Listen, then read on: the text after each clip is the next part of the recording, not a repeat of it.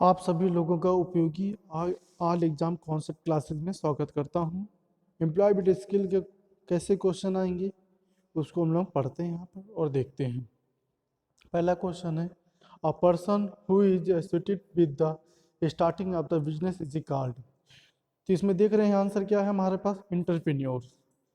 फिर उसके बाद दूसरा क्वेश्चन पढ़ते हैं हम लोग, वो है as compare to small scale business large scale business require. तो रिक्वेरी में क्या आंसर आएगा, more number of person. C answer इसका सही हो जाएगा।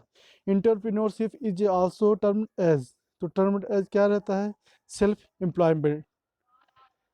क्वेश्चन नंबर चौथा, for medium manufacturing enterprises the investment in plant and machinery is between, तो 5 करोड़ से 10 करोड़ के बीच में होना चाहिए। In SWOT analysis S standard for, तो आंसर इसका बी है, स्ट्रेंथ आंसर हो जाएगा। In an economic growth role of entrepreneur is to improve per capita income. फिर in SWOT analysis which pair is helpful, तो इसका आंसर हो जाएगा स्ट्रेंथ अपॉर्चुनिटीज। फिर आ जाते क्वेश्चन नंबर 8 पर।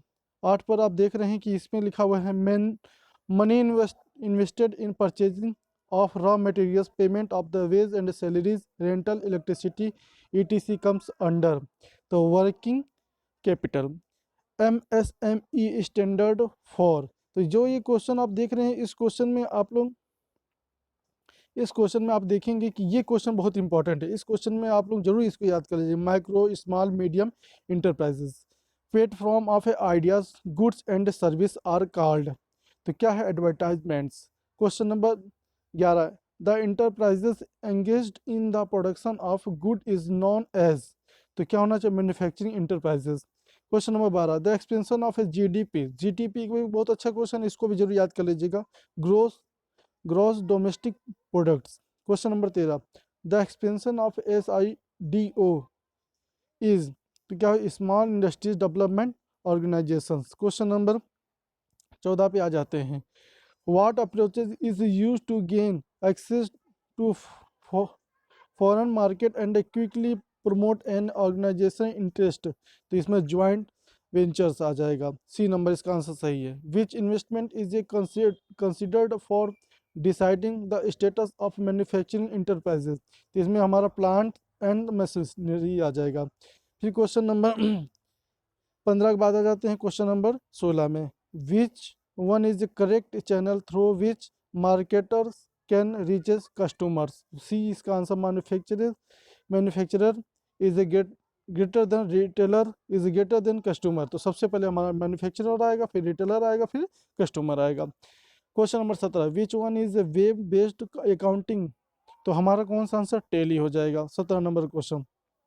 आगे आ जाते हैं, फिर से देखिए हमारा, फिर उसके बाद फिर दूसरा हम लोग, during using ATM authentication is provided by customer by entering, तो हमारा सी नंबर पिन आ जाएगा, PIN PIN. Expansion of ATM is automated teller machine. फिर question number 3, low productivity will lead to the decreases in the GDP per capita. Question number 4, production is defined as a ratio, तो output upon input. Question number 5, productivity is defined as the ratio of तो output upon input. Question number 6, expansion of ATM is, तो फिर वही answer, automated teller machines. फिर question number 7, the process used by the business to verify the identity of their client is KYC। अब question number हम लोग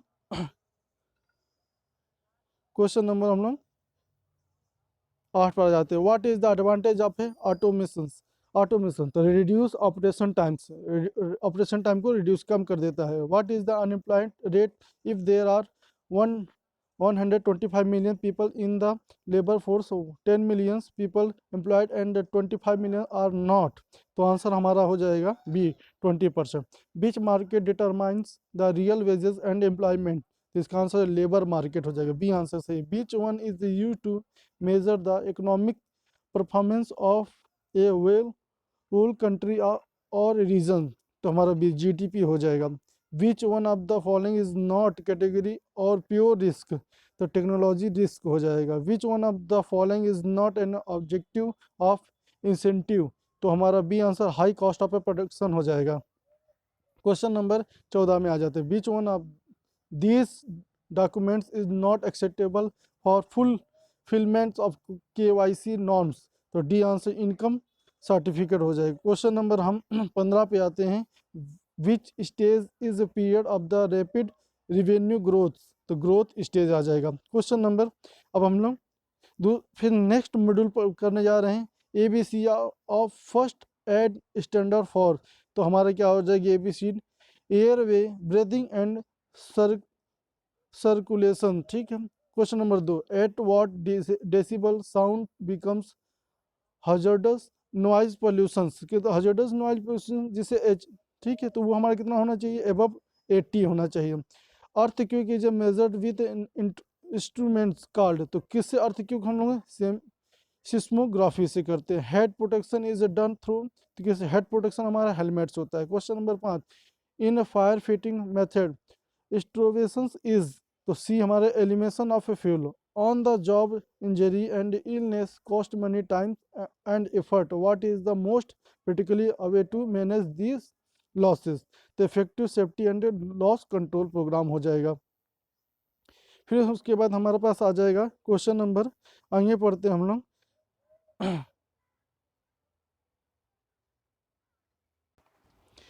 on the job injuries and illness cost many times of effort, what is the most particularly a way to manage these losses, effective safety and loss control program हो जाएगा। फिर इसके बाद हम लोग अगला क्वेश्चन पढ़ते हैं, क्वेश्चन नंबर 7। क्वेश्चन नंबर 7 में देखते हैं, ozone layer is made up, तो मेड अप 3 ऑक्सीजन आइटम से बनता है हमारे पास। फिर अगला क्वेश्चन पढ़ते हैं हम लोग,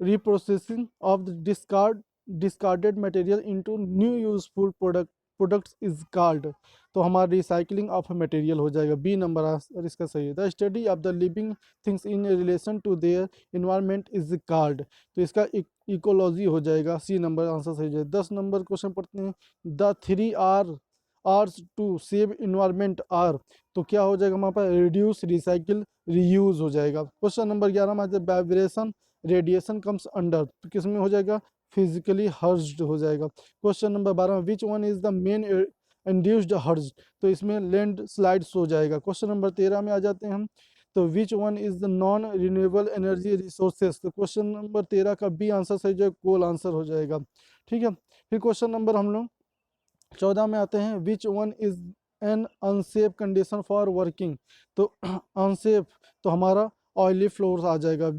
ये ऑप्शन इसका सही हो जाएगा। Which one is an unsafe condition for work, तो गुड नाइट, ठीक है, आंसर हमारा ये सही हो जाएगा। Which one is the main green house gases responsible for the global warming, तो कार्बन डाइऑक्साइड हो जाएगा। क्वेश्चन नंबर 16 के बाद हम लोग आ जाते हैं क्वेश्चन नंबर 17 में, which one of the following is not an inorganic हर्ज, तो हमारा सी नंबर इमोशनल डिस्टर्बेंस आ जाएगा। Question number 18, which one of the following is not part of 3 R's, तो आर्स में हम लोग जो 3 हमारा रहेगा उसका आंसर रीजनरेटेड हो जाएगा। क्वेश्चन नंबर, अब हम लोग फिर मॉड्यूल्स नंबर अगले मॉड्यूल्स में आते हैं।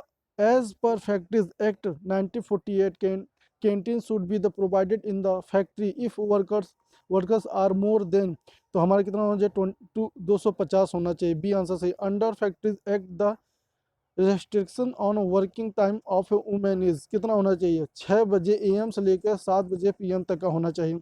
Under factories act the workers weekly hours should not exceed more than, तो कितने ज़्यादा नहीं होने चाहिए, 48 घंटे ज़्यादा नहीं होना चाहिए, ठीक है, एक हफ्ते में, ठीक है। What is the expansion of ILO, तो ILO इंटरनेशनल लेबर ऑर्गेनाइजेशन होना चाहिए, इसका आंसर ये हो जाएगा। What is the minimum percentage of employees contribution from the basic salary as per EPF act 1962, तो इसका आंसर 12% हो जाना चाहिए, और 12% होगा, ठीक। क्वेश्चन नंबर हम लोग 6 पे आते हैं, which amount does include in wages amount as per payment wages act, तो किसमें आएगा, डियरनेस अलाउंस हो जाता है, DA जिसे बोलते हैं, ठीक है। Which factor is not considered with occupational health and safety, तो हमारा सैलरी हो जाएगा। D number answer. 8वां, which one of the following is an air pollutant, तो हमारा D carbon dioxide carbon monoxide हो जाएगा। Question number 9, which scheme of act provided health insurance requirements for workers, तो एम्प्लॉइज स्टेट इंश्योरेंस हो जाएगा act, D answer इसका सही हो जाएगा। क्वेश्चन नंबर हम लोग फिर मॉड्यूल्स अगले मॉड्यूल में आते हैं। उसका पहला क्वेश्चन पढ़ते हैं, fish bone chart is also called as, तो क्या हम कॉज एंड इफेक्ट डायग्राम पढ़ेंगे। फिर क्वेश्चन नंबर 2 में आते हैं, in PDCA cycle P standard for क्या हो जाएगा, तो प्लान हो जाएगा। The expansion of QMS is, तो डी हमारा आंसर जो है क्वालिटी मैनेजमेंट सिस्टम हो जाएगा। पीडीसीए मीन्स क्या हो जाता है, तो प्लान डू चेक एक्ट, हमारा बी आंसर इसका सही। Total number of the popular quality tools are कितने हो जाएंगे, 7 होना चाहिए, आंसर नंबर सी सही है। What does seri standard stand for, तो ये जो 5S कॉन्सेप्ट उससे लिया गया है, तो ये हमारा सही है। Sorting out, what is the function of histogram in quality tools, तो ये हमारा C indicated shape of the distribution हो जाएगा। क्वेश्चन नंबर 7 के बाद आ जाते हैं क्वेश्चन नंबर 8 पर आ जाते हैं। What is the list last step in ISO 9001 registration, तो क्या सर्टिफिकेशन एंड ऑडिट हो जाएगा, डी नंबर आंसर सही होगा। What is the name used for word waste, तो ये हमारा ए आंसर जो MUDA हो जाएगा। Which formula is correct is quantify the quality, तो हमारा ए आंसर Q बराबर P/Q हो जाएगा। What which one is not a basic tool used in quality circle, तो डी हमारा टॉर्क रेंज हो जाएगा।